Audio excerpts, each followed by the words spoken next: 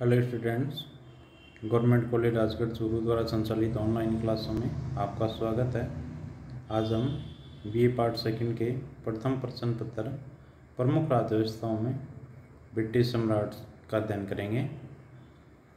British सम्राट के संदर्भ में कई प्रकार की कहावतें हैं या कई प्रकार के वाक्य प्रचलित हैं जो ब्रिटिश सम्राट के संदर्भ में कहा जाता है।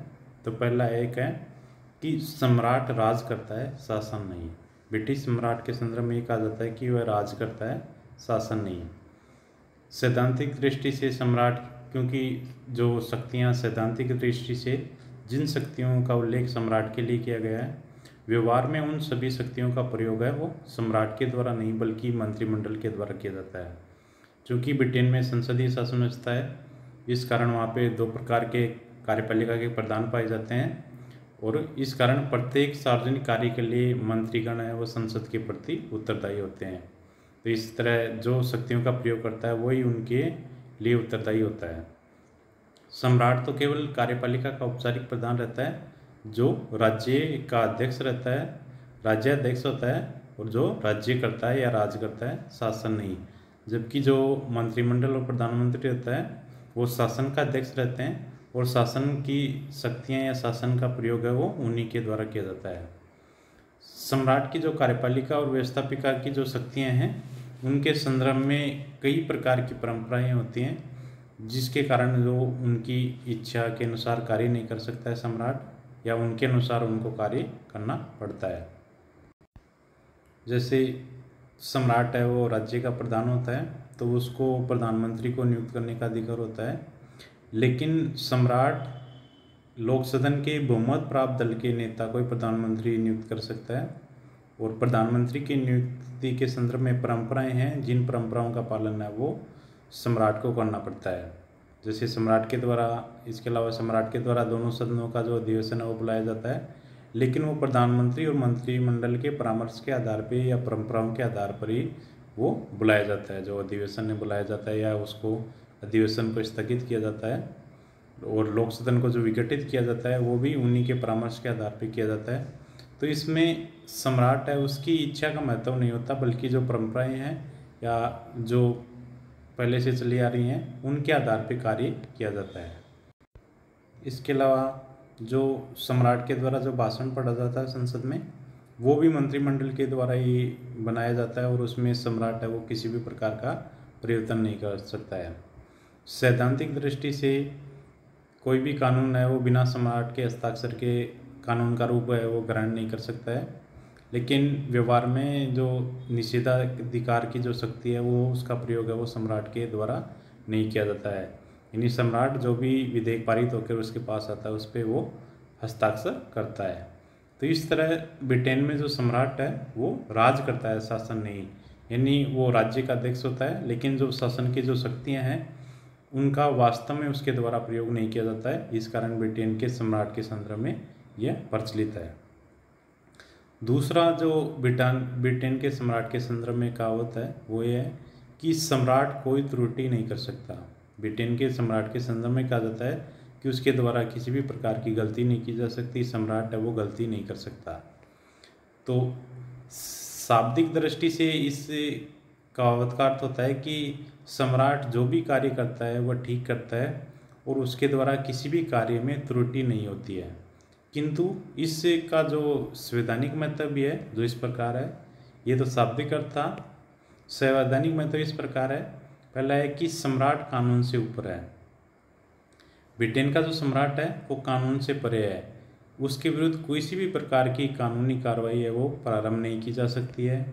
वह न्यायालय के क्षेत्राधिकार से मुक्त है और उसके विरुद्ध किसी भी प्रकार का दीवानी और फौजदारी अभियोग है वो नहीं चलाया जा सकता। इस कारण है ब्रिटेन का जो सम्राट है वो कानून से ऊपर है।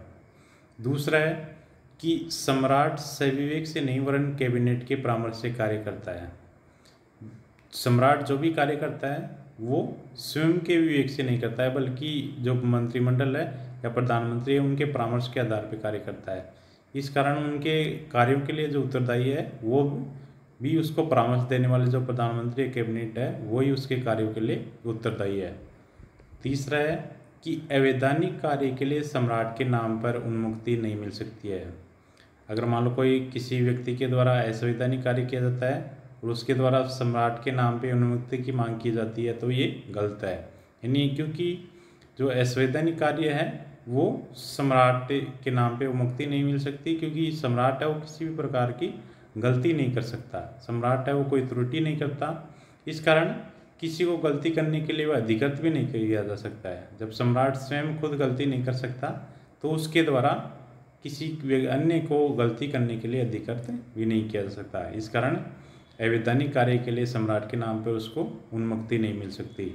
तो इन आधारों पे सम्राट के संदर्भ में ये कहा जाता है कि सम्राट है वो त्रुटि नहीं कर सकता, कभी गलत नहीं हो सकता।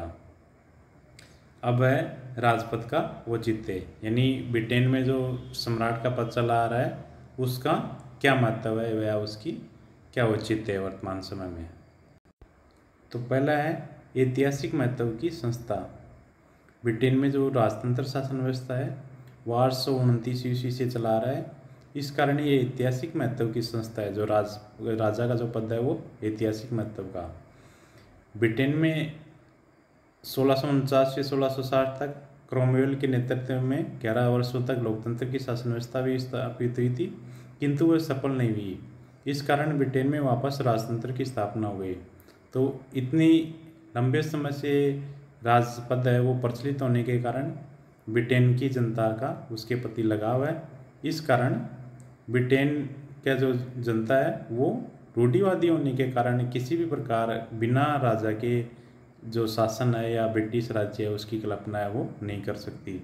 तो ऐतिहासिक महत्व की संस्था होने के कारण भी ब्रिटेन में राजपद का औचित्य है। दूसरा है राजपद का लोकतांत्रिकरण।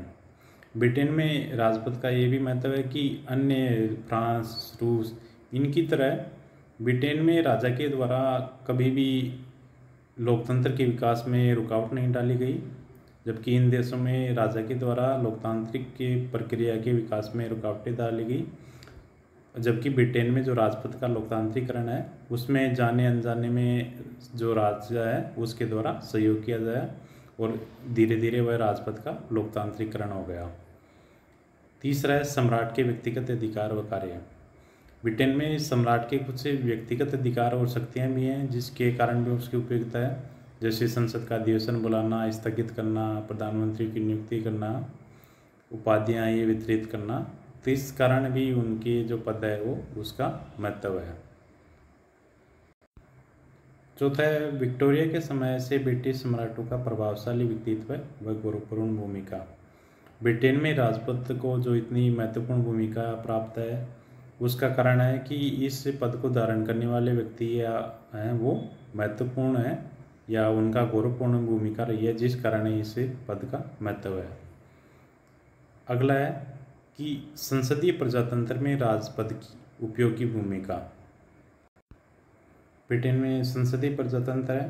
संसदीय प्रजातंत्र में नाममात्र की कार्यपालिका पाई जाती है जिसके द्वारा कई प्रकार के कार्य किए जाते हैं, जैसे प्रधानमंत्री की नियुक्ति है, जो निम्न सदन है उसका विघटन है, राजदूतों का परिचय पत्र स्वीकार करना आदि, उनको परामर्श देना सरकार को।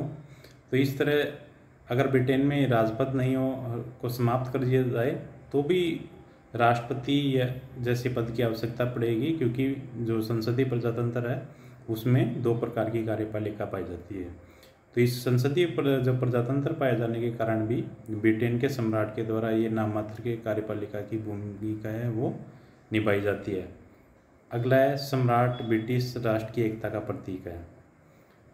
ब्रिटेन में जो सम्राट है वो समस्त राष्ट्र की एकता का प्रतीक है, जिसके कारण ब्रिटेन की राष्ट्रीय एकता में सहायक होता है ये पद। तो इस कारण भी सम्राट का जो पद है वो उसका महत्व है। अगला है ब्रिटेन में के अंतर्राष्ट्रीय प्रभाव का साधन। ब्रिटेन में न केवल आंतरिक राजनीतिक दृष्टि से बल्कि अंतर्राष्ट्रीय राजनीतिक दृष्टि पे से भी राजपद है उसका महत्व है। वर्तमान में जो ब्रिटेन का प्रभाव राष्ट्रमंडल के द्वारा है, तो राष्ट्रमंडल का जो आधार है वो ब्रिटिश सम्राट ही है और ब्रिटिश सम्राट की जो भूमिका है उसके आधार या व्यक्तित्व है उसके आधार पे भी अंतर्राष्ट्रीय राजनीति में वह ब्रिटेन का प्रभाव का साधन है। अगला है सम्राट सर्वोच्च सलाहकार व मध्यस्थ के रूप में है।